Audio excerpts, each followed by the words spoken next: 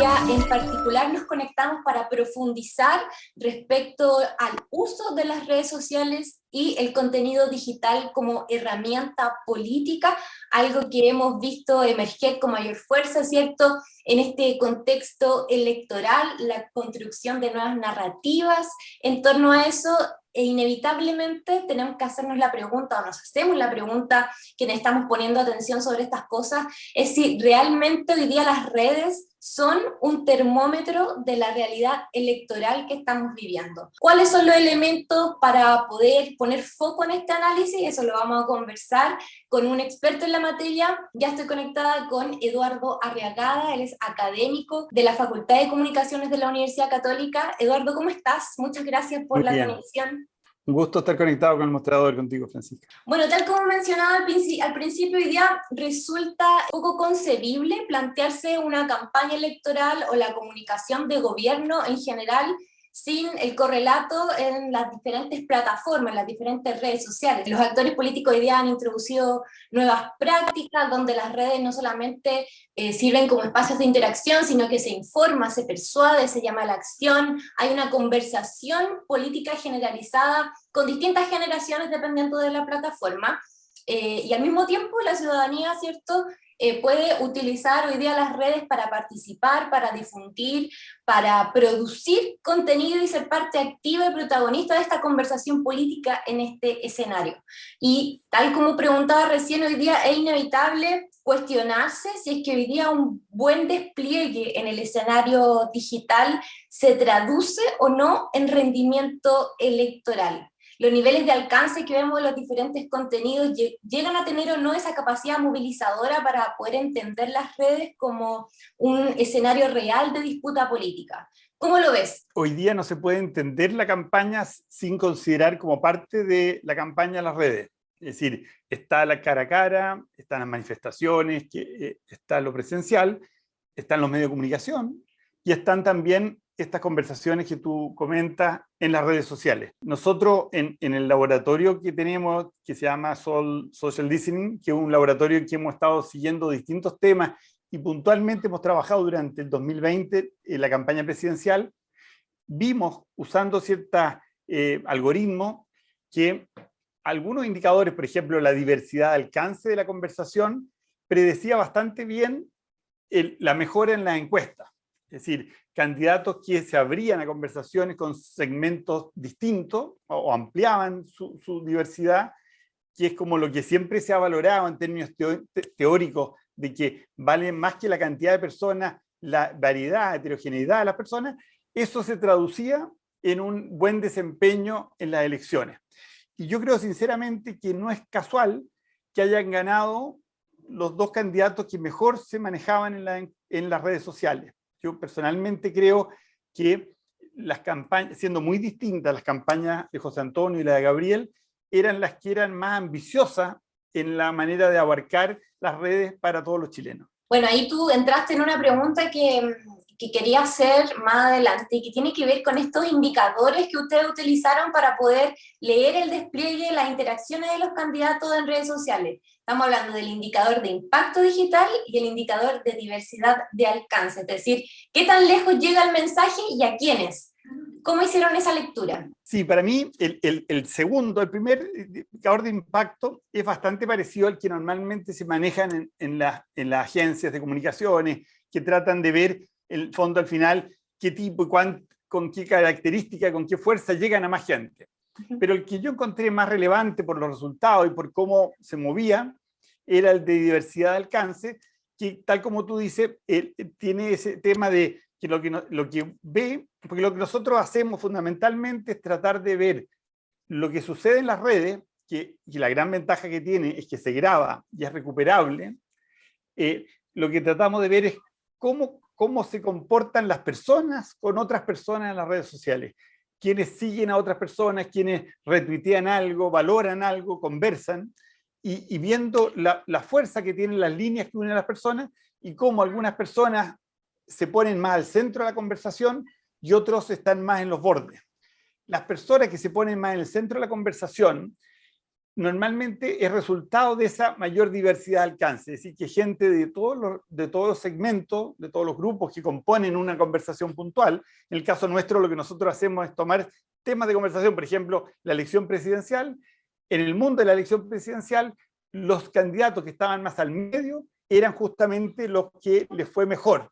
Y estaban más al medio en parte por esta diversidad que te comentaba, y es que son personas que no solamente hablan con sus fans, con sus más entusiastas, sino que salen un poco de eso. Me parecía muy interesante también poder hablar respecto a algunos puntos de una columna que ustedes publicaron y que tiene que ver cuáles son las claves sobre las hay que poner atención para entender de qué manera las redes pueden influir o no en el resultado electoral de la segunda vuelta. Hablemos un poquito de eso. Vamos por los primeros puntos que tienen precisamente que ver con lo que estábamos hablando recién, donde hay que entender las redes como espacios de conversación. Para mí es la clave de este espacio, así como en el mundo de que venimos, nos hemos educado, que es el mundo de los medios, donde lo importante eran mensajes, que los cuidábamos muy bien porque iban a llegar a miles de personas. Ese es el mundo que nace con la imprenta, pero que es el mismo paradigma que ha seguido con todos los medios tradicionales, es decir, televisión, radio, internet, las páginas web, todos siguen ese esquema. Lo nuevo hoy día, que nace a partir del 2007, 2010, es la existencia de estos aparatos combinados con redes sociales. Y estos aparatos telefónicos tienen la gracia de que por primera vez le pasan la palabra también a los usuarios, a los que antes llamábamos espectadores, y los conviertes en usuarios. Entonces, ahí está la clave, está que si tú llamas por teléfono a una persona y nunca la dejas contestarte, eso es muy incómodo para la persona que no la dejas hablar. Muchas veces, muchos políticos, muchas empresas, instituciones, usan las redes sociales como si fuera un teléfono en el que no dejan hablar. Lo interesante es cuando las campañas dejan que las personas interactúen. Por darte un ejemplo, lo que está haciendo José Antonio Kast a través de los videos que está compartiendo, él pone preguntas o desafíos que le plantean personas y él las contesta en un TikTok. Ese es un afán conversacional. Yeah. Lo mismo pasa también cuando la campaña de Gabriel retuitea, comenta, comparte los memes que están fabricando la gente, ya sea, no sé, con uniformes escolares de niños, o esos chistes de que yo me encontré con Gabriel en un lugar, una anécdota. Todas esas cosas que son lúdicas tienen la gracia y también son conversacionales. Entonces, yo siento que los candidatos están haciendo campañas complejas. Por un lado, tendiendo puentes con los sectores, entre comillas, de centro, los que tienen desconfianza de ellos. Los dos candidatos, al ser candidatos de izquierda y de derecha, tienen un grupo de gente grande en el centro del país que los mira con cierta desconfianza en ciertos temas. Por un lado, construyen confianza con otros recursos, como invitar a gente, campaña, etc. Pero pensando en sus adherentes, pensando en la gente que los quiere más, están haciendo este tipo de campaña un poco más lúdicas, más emotivas, que yo pienso que tratan de reforzar el voto de la gente que ya está con ellos. Claro, sí. Algo que también va a ser interesante y que estuve leyendo en una de tus publicaciones es cómo esto va a influir también el tema de la conversación política en el espacio digital en la resolución de conflictos. Algo que también va a ser muy interesante ver en el futuro gobierno, ¿cierto? Que no va a estar con un escenario fácil, sino que más bien un escenario complejo, con la Convención Constitucional de por medio. Entonces ahí la conversación que se genere para generar legitimidad de lo que se vaya a hacer va a ser súper interesante leerlo en esta clave. ¿O cómo lo han visto ustedes? ¿Han proyectado estos escenarios? Sinceramente no lo hemos trabajado así hacia adelante. Lo que sí tenemos conciencia que hemos probado es que esto funciona. Por supuesto, no es lo mismo una conversación cara a cara que lo que estamos nosotros haciendo a través de un video, y mucho menos todavía una conversación en un tweet. Es decir, son aproximaciones a la idea de la conversación, pero construyen confianza, que yo creo que el gran desafío que tiene Chile es recuperar confianza, no un problema de un candidato o de otro, es como un problema global de las instituciones en general, como que se desfondaron y se perdió la confianza básica. Yo pienso que esa confianza requiere un trabajo de conversación. Y parte de esa conversación se puede hacer en las redes, como lo hemos visto en la educación, por ejemplo, con los Zoom, en el periodismo, en las mismas trabajos en las oficinas de gente que estaba no presencialmente y podía trabajar y podía conversar. La experiencia nos ha mostrado, y un ejemplo más de esto es la misma campaña sin presencialidad de Franco Parisi, que se puede conseguir conversación, se puede conseguir sobre todo escucha. Es decir, tú puedes oír a tu posible votante y puedes atender sus dolores y puedes sintonizar con él, por ejemplo, con el trabajo de destilamiento que uno puede hacer de Big Data en las redes sociales, donde la gente está manifestando con mucha urgencia sus problemas. Yo creo que los candidatos y el futuro, el que sea elegido como gobernador, yo pienso que hay un tema ahí bien interesante.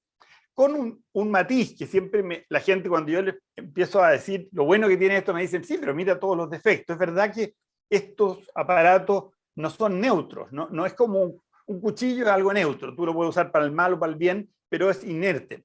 Un dispositivo como este está programado.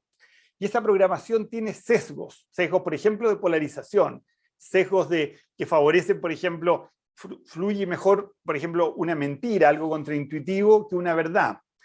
Si uno conoce esos sesgos, uno lo empieza a aprender a manejar. Como cualquier cosa que tiene una cierta tendencia, es como cuando tú sabes que tu auto tiene una inclinación para un lado y tú automáticamente ya lo conoces y sabes cómo nivelarlo. Yo pienso, viendo, por ejemplo, casos como el de Joaquín Lavín, alcalde, por ejemplo, que Twitter es un muy buen espacio para gobernar, para generar confianza, para explicar problemas. Por ejemplo, recuerda Ignacio Briones, el 2019, cuando asume como ministro, que hacía unos hilos explicativos. Es decir, la gracia de esto es que tú puedes explicar porque tiene feedback, tú puedes ir como mejorando el mensaje de acuerdo a lo que te va diciendo el que te oye, cuando no te entienden correctamente. Otro de los puntos que ustedes mencionaban ahí que me pareció relevante es que la comunicación audiovisual es más efectiva. ¿En qué se basaron para decir que hoy día los videos, por ejemplo, rinden más que otro tipo de contenido? ¿Cómo lo hicieron? En realidad eso tiene que ver con los estudios que entregan las mismas plataformas que te dicen que,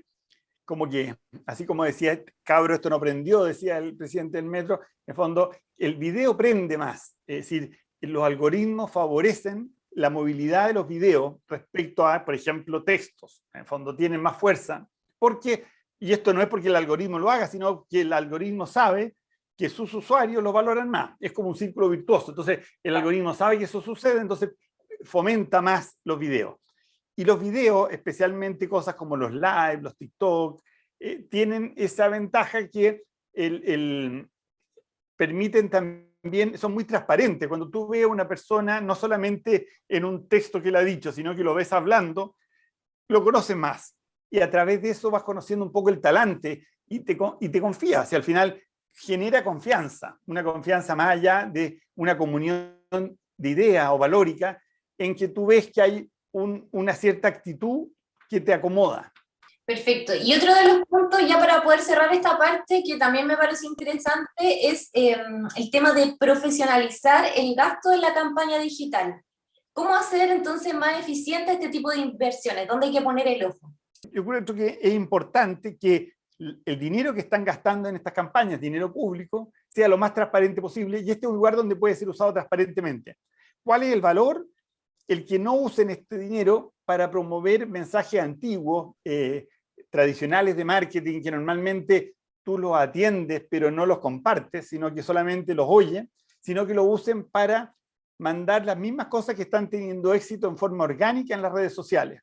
Es decir, que tú aproveches estos mismos memes, estos mismos TikTok, y los aproveches de poner pagando, porque la ventaja de pagar en Instagram o en Facebook es que tú puedes llegar a otras audiencias que no estás llegando actualmente.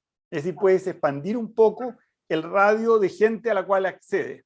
Y de esa manera llegar a gente que tú sabes que tiene una predisposición positiva contigo, pero hasta ahora no has conversado con ellos. Entonces, yo pienso que ahí hay una oportunidad para complejizar. Y ahí también valdría mucho la pena, para ver la eficacia de las campañas, si conversan las campañas de las franjas con estas campañas que se hacen en las redes, con lo que se está haciendo tanto orgánico como de pago en las redes sociales. Si es que hay como un círculo, si hay una conversación también en el sentido de que una cosa alimenta a la otra. Bueno, ya para ir cerrando, hay un tema que también te comentaba antes que comenzáramos a grabar y que tiene que ver con entender hoy día el despliegue en redes sociales a partir, por ejemplo, del concepto de épica, entendiéndolo como el factor emocional o la representación de ideales de los candidatos en el espacio digital. ¿Cómo el factor emocional en este sentido puede influir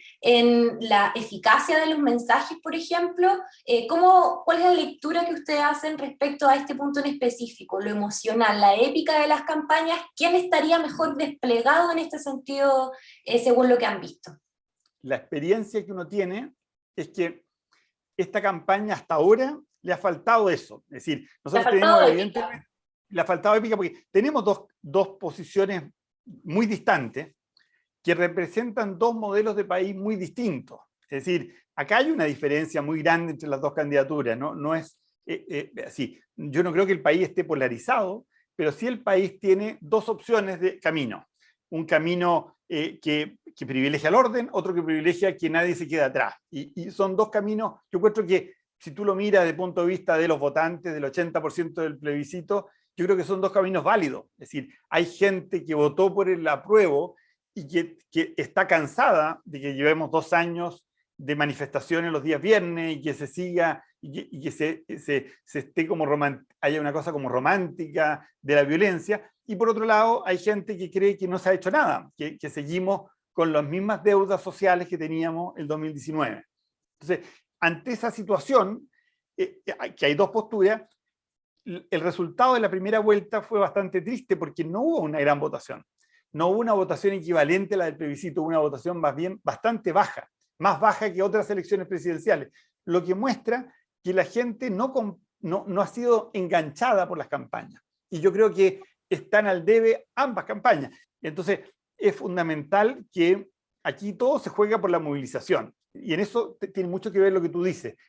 Una cosa es que yo vote, ya que voy a votar de todas maneras, elijo, pero otra cosa es qué hace que una persona que generalmente no va a votar se movilice, que fue algo que pasó en el plebiscito. Uno vio en ciertas comunas de Santiago, especialmente en el sur de Santiago, que gente que no estaba votando habitualmente fue a votar. Yo siento que ahí todavía está al debe la campaña, fundamentalmente pienso que la campaña de izquierda.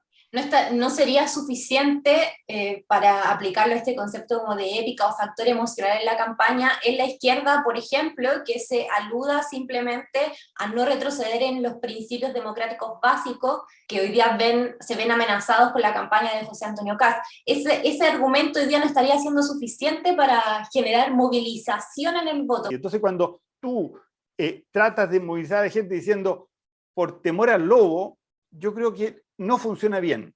En el fondo, sí le funciona a la derecha, yo creo que ese recurso. Por eso creo que es especialmente delicado para la izquierda, porque a la derecha sí le funciona el tema del Partido Comunista, que es un tema que es muy fuerte en una parte de la población. El anticomunismo es muy efectivo para... El anticomunismo, porque tiene experiencias cercanas, está Maduro, acuérdate del Chilezuela, que pasó en la elección, en la última elección de Piñera contra Guillé. Es decir, eso existe. Yo creo que el otro es un poco pobre a esta altura y lo están tratando de construir y se les va a desarmar mucho en el debate porque José Antonio tiene una ventaja muy buena de tono y el tono en el audiovisual es muy relevante, muchas veces más importante cómo te ves tú, cómo te paras, que lo que realmente dice. Y yo creo que él no transmite, no intimida en ese sentido. Yo siento que Gabriel Boric lo que debiera hacer es un discurso distinto, un discurso más en la línea de lo que él ha hablado de la esperanza, pero ese discurso de la esperanza yo no lo he visto emotivamente activo todavía. Es decir, algo que te vuelva a convocar como convocó en su momento la campaña del no, en su momento, que es para mucha gente lo que más se parece a si tú quieres esta cosa entre democracia y menos democracia, entre comillas, debiera ser un discurso más parecido al del no. ¿Qué elementos, a tu parecer, hoy día no se están aplicando y que sí se aplicaron, por ejemplo, en la campaña del no para el plebiscito? ¿Qué debiese tomarse desde ahí? Hay que presentar un sueño país donde nadie se queda atrás, con una vivienda, un acceso razonable, es decir, ver cuáles son las cosas fundamentales, cosas que aparecieron en la campaña, por ejemplo, me acuerdo en la campaña de Claudio Rego con el tema de los barrios, en las mismas campañas de alcaldías del primer trimestre salieron cosas bien interesantes de la alcaldesa Pizarro, este tema de que todas las plazas sean más o menos equivalentes, que la educación, el desde sea, es decir, un sueño de ese tipo, creo que es un sueño que podría movilizar. Y siento que creo que eso no está todavía, es decir, creo que no, quizás no había espacio para ponerlo. Yo no soy experto en campañas, pero al menos en las redes no lo siento poderoso. Siento que es más fuerte este afán un poco de tratar de mostrar esta elección como una elección de democracia o dictadura. Sería súper interesante poder seguir conversando ya con resultados de segunda vuelta en mano. Ojalá nos podamos volver a conectar pronto para poder seguir analizando más sobre el mundo de las redes sociales y el escenario digital hoy día en este contexto electoral que estamos viviendo. Así que te agradezco por el tiempo, por la conexión, espero que estés muy bien. Sería un gusto, en serio. Nos vemos. Muchas Chao, gracias por el chao. llamado.